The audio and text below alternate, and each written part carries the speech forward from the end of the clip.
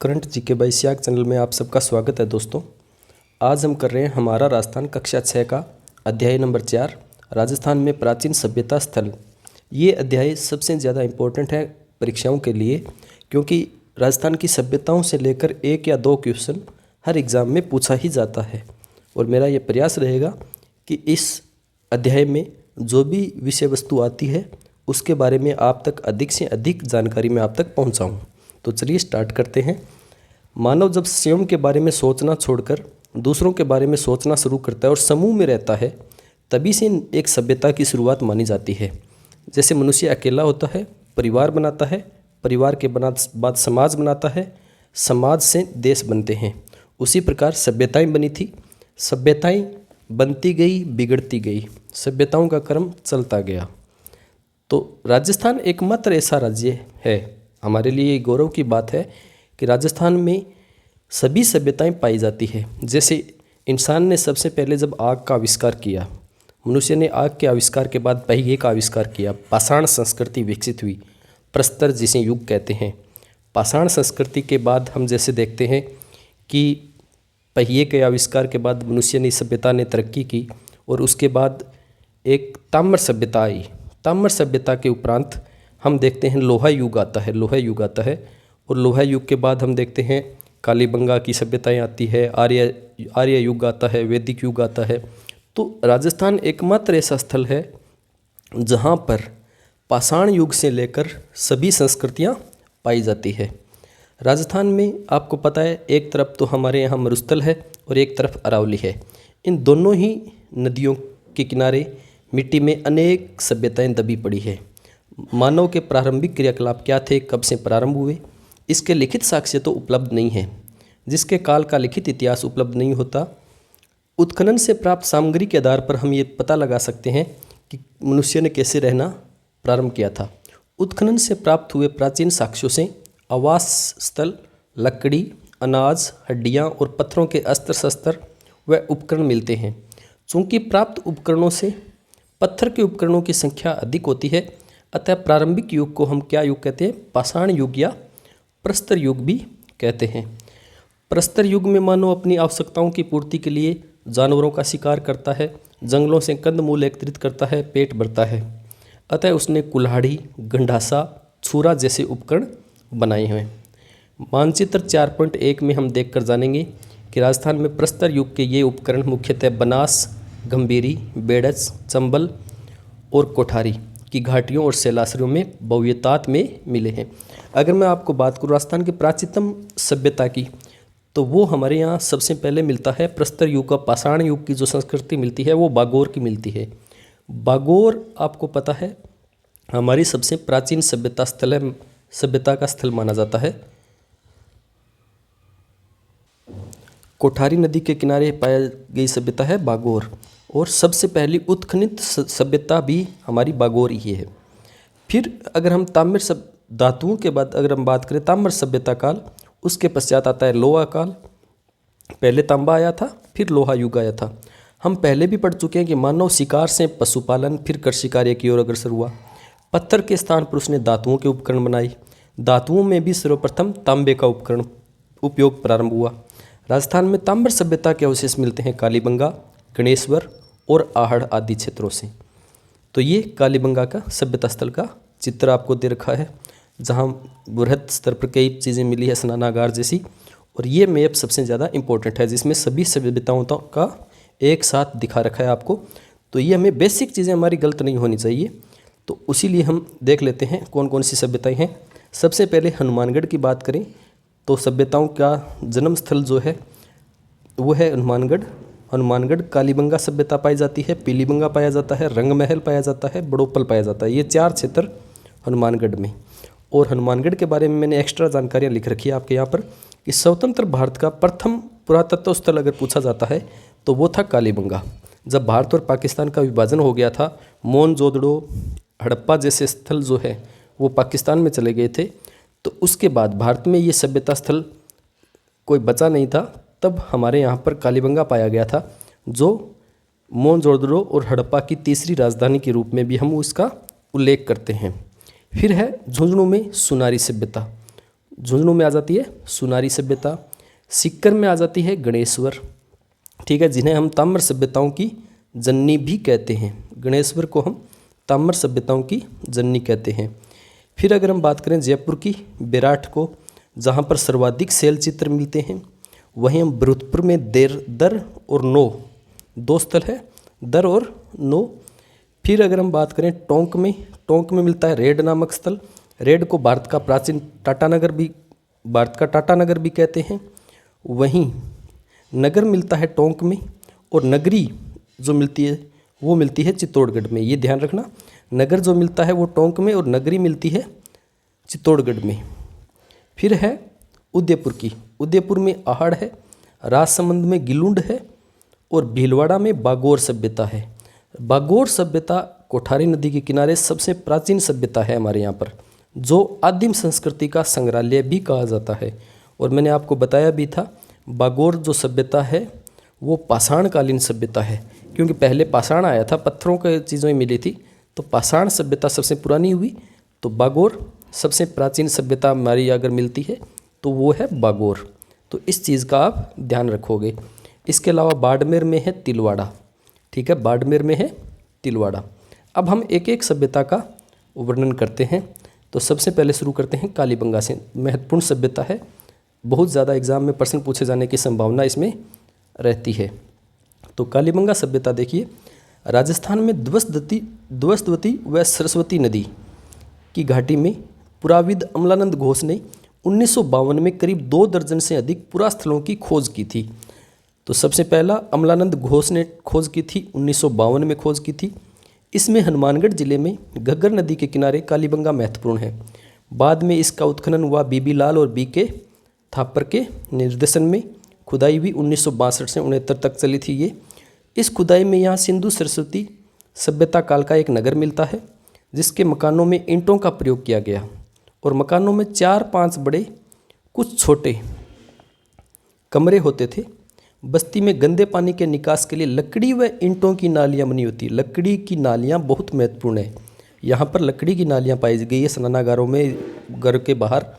और एक और है, इसमें इस सभ्यता का जो कालीबंगा सिंधु घाटी सभ्यता का जो कालक्रम माना जाता है, वो कालक्रम कार्बन पद्धति C14 के आधार पर माना जाता है। 2350 ईस्वी से ईसा पूर्व से 1750 ईसा पूर्व तक। तो ये कालक्रम भी एग्जाम में पूछ लिया जाता है। इसके अलावा यहाँ चबूतरे भी मिले हैं, जिन पर अग्निकुंड बने हुए, वेदिकाएँ बनी हुए, जो संभवतः धार्मिक कार्यों में प्रयुक्त होते थे।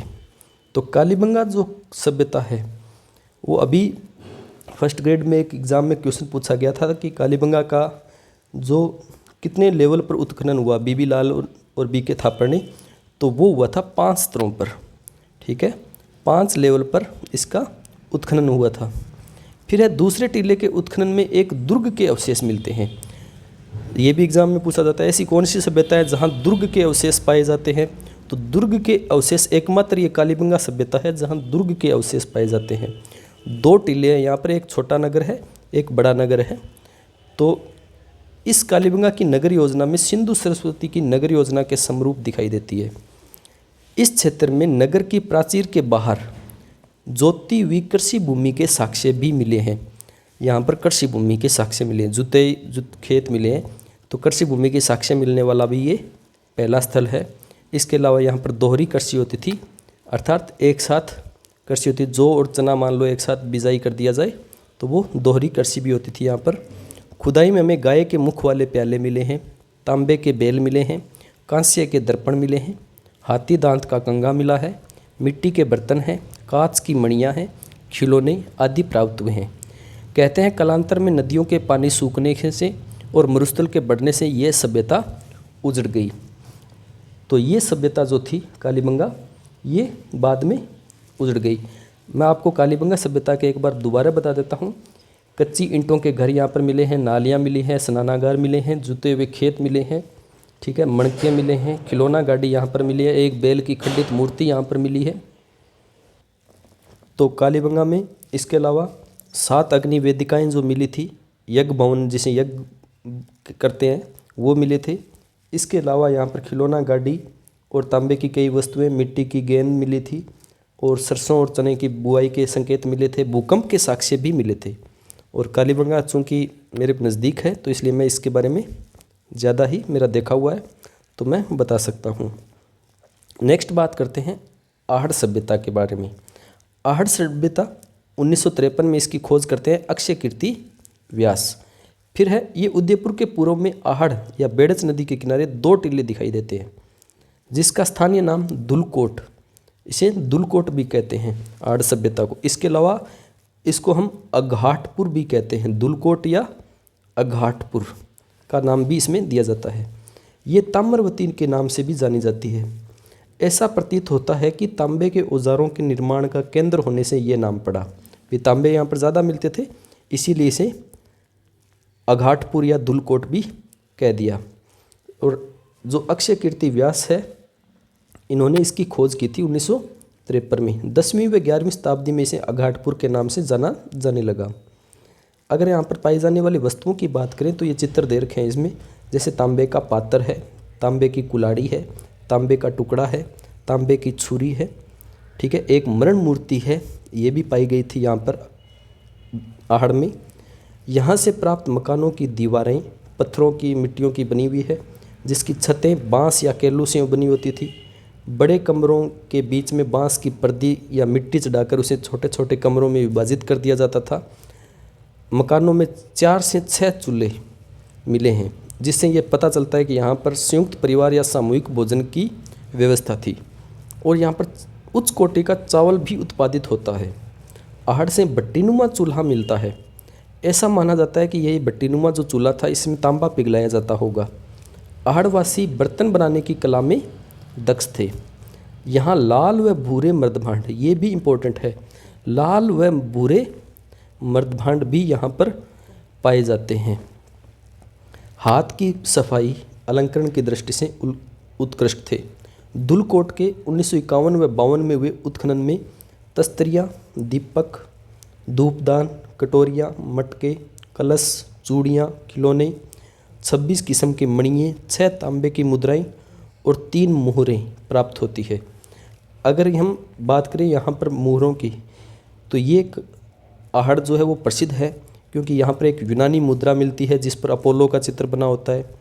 और जो ये हमने अभी पढ़ा था कि ये लाल भूरे मर्दभांड जो है, ठीक है, ये मर्दभांड जिन्हें गोरे या कोठ भी कहा जाता था इन मर्दभांडों को, तो ये भी इम्पोर्टेंट है। फिर इस सभ्यता को ये कहते हैं कि ऐसा प्रतीत होता है कि प्राकृतिक प्रकोप से विध्वंस हुई इस सभ्यता के लोग उत्तर पूर्व और दक्षिण पूर्व की ओर बढ़े और गिलुंड और भगवानपुरा जैसे अनेक स्थल इसके बन गए थे। और इसकी अगर आहड़ सभ्यता के उत्खनन की अगर हम बात करें तो उत्खनन में जब हमने पढ़ा था कि हमारे अक्षय कीर्ति व्यास जो इसकी खोज करते हैं, इसके अलावा इसके उत्खनन से कई विद्वान जुड़े हुए हैं। रतनचंद्र अग्रवाल थे, वीएन मिश्र थे, एचडी सांकलिया थे। ये भी आजकल एग्ज़ाम में पूछ लिए जाते हैं कि इसके संबंधित कौन कौन से विद्वान थे। तो सबसे पहले अक्षय कीर्ति व्यास ने इसकी खोज की थी, फिर रतनचंद्र अग्रवाल थे, सांकलिया जी थे और वीएन मिश्र जी थे।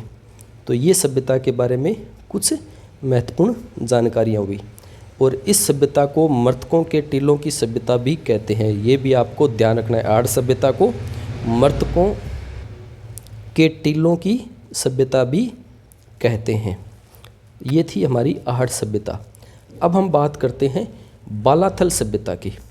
बालाथल सभ्यता की खोज वीरेंद्रनाथ मिश्र ने 1962-63 ईस्वी में की थी और इसके उत्खनन से जुड़े हुए विद्वान हैं आर.के. मोहंते और वी.एस. सिंधे। उदयपुर जिले के वल्लभनगर तहसील के बालाथल में ये मिली सभ्यता है। ताम्र पाषाणकालीन आहड़ संस्कृति का ही एक केंद्र माना जाता है। यहाँ 11 कमरों के एक बड़े भवन व दुर्ग जैसे चिन्ह भी प्राप्त होते हैं। बालाथल में तांबे के चाकू, कुल्हाड़ी, छेनी, बाण जैसे उपकरण, कर्णफूल, गले की हार की लटकन आदि आभूषण। यहाँ के निवासियों में मिश्रित अर्थव्यवस्था प्रचलित थी, अर्थात खेती भी करते थे, पशुपालन भी करते थे, शिकार भी करते थे। कृषि, पशुपालन व शिकार इनके आजीविका के साधन थे। बालाथल में कुछ लोह काल के अवशेष भी मिलते हैं, अर्थात ताम्र और लोह काल दोनों के अवशेष मिलते हैं। यहीं लोहा गलाने की भट्टियों के चिन्ह भी मिले हैं। बेराट के अतिरिक्त बालाथल ही ऐसा स्थान है जहां बुना हुआ वस्त्र मिलता है। ये मोस्ट इम्पोर्टेंट है। बेराट के अतिरिक्त बालाथल ही एकमात्र ऐसा स्थान है जहाँ पर बुना हुआ वस्त्र मिलता है। देखो, वस्त्र का आविष्कार जो है वो या तो मिलता है हमें बेराट में और या मिलता है बालाथल में। कालीबंगा, आहड़, इन सभ्यताओं में वस्त्रों का आविष्कार नहीं होता। कालीबंगा में अगर हम बात करें तो हमें सरसों और चने की बुआई के संकेत मिलते हैं, लेकिन वस्त्र के संकेत नहीं मिलते। ठीक है, तो वस्त्र के संकेत हमें दो ही सभ्यताओं में मिलते हैं राजस्थान में, या तो बेराट में मिलता है या बालाथल में मिलता है। फिर नेक्स्ट बात करते हैं ताम्र सभ्यता, गणेश्वर। ताम्र सभ्यताओं की जननी की, गणेश्वर की। इसकी खोज की थी विजय कुमार ने 1967 में। फिर वीएन मिश्र। उत्खनन में जुड़े हुए हैं रतनचंद्र अग्रवाल और विजय कुमार। तो ये थे विद्वान इससे संबंधित। गणेश्वर सभ्यता सीकर जिले के नीमका थाना तहसील में है। इसे ताम्र संचयी संस्कृति भी कहते हैं। गणेश्वर सभ्यता को ताम्र संचयी संस्कृति भी कहते हैं। यह संस्कृति पूर्वी राजस्थान व गंगा घाटी के क्षेत्र में पल्लवित हुई। गणेश्वर में ताम्र उपकरण बहुतायत में मिलते हैं। इसका कारण रहा होगा संभवतः खेतड़ी, जो जहाँ से तांबा मिलता है। ताम्र उपकरणों में बाण, छेनियाँ, मछली पकड़ने के कांटे, उस्तरे के फलक, अंगूठियाँ आदि प्रमुख है। ऐसा प्रतीत होता है कि यहाँ से दोहरी पेचदार सिरा वाली ताम्र पिनों को पश्चिमी व मध्य एशिया में निर्यात किया जाता है। यहाँ पर निर्यात के संकेत भी मिलते हैं कि ताम्र वस्तुओं का यहाँ पर निर्यात होता था। गणेश्वर में मिट्टी के दो प्रकार के बर्तन मिले हैं। एक तो हड़प्पा पूर्व संस्कृति के हल्के व लाल रंग के पतले बर्तन, और एक लाल चिकनी मिट्टी जो विशिष्ट चित्रकारी वाले मजबूत बर्तन थे। मर्तभान, कलश, प्याले, तसले, ढक्कन, हांडी, ये उपकरण यहाँ पर मिलते हैं। अगर हम बात करें आहड़ व गणेश्वर सभ्यताएं ताम्र पाषाण काल की थी, किंतु उसके ऊपरी स्तर पर लोहा युग के अवशेष भी मिलते हैं। देखो, एक तो नीचे वाले लेवल पर जब खुदाई होती है तो नीचे तो हमें ताम्र सभ्यताएं मिलती है, और इन स्थलों पर, इन उत्खनन स्थलों पर ऊपर वाले जो मिट्टी का लेवल है वहाँ पर हमें, तो यहाँ पर ऊपर वाले लेवल पर जो है लोहा युगीन संस्कृति के अवशेष मिलते हैं। और अगर हम वैसे भी अगर देखें तो सभ्यताओं का अगर जन्म हुआ होगा तो नीचे वाले लेवल पर हमें पाषाणकालीन मिलेंगे, फिर उसके ऊपरी लेवल पर हमें ताम्र संस्कृति मिलेगी, और ऊपर वाले लेवल पर लोहा युगीन संस्कृति के अवशेष मिलेंगे। अगर हम बात करें हड़प्पा युगीन की, तो कालीबंगा ही एकमात्र ऐसा स्थल था जहाँ पर प्राक हड़प्पा और विकसित हड़प्पा दोनों के अवशेष मिलते हैं। ठीक है, कालीबंगा ही एकमात्र ऐसा स्थल था जहाँ प्राक हड़प्पा और हड़प्पा कालीन दोनों स्थलों के अवशेष मिलते हैं। लोहा युगीन इतिहास को जानने के लिए हमें बेराट, सांबर, बागोर, रेड आदि सभ्यता स्थलों के विवरण उल्लेखनीय होंगे। अब देखिए बेराट सभ्यता। बेराट सभ्यता की खोज की थी दयाराम साहनी ने, और इसका उत्खनन किया था नीलरतन बनर्जी व कैलाशनाथ दीक्षित ने।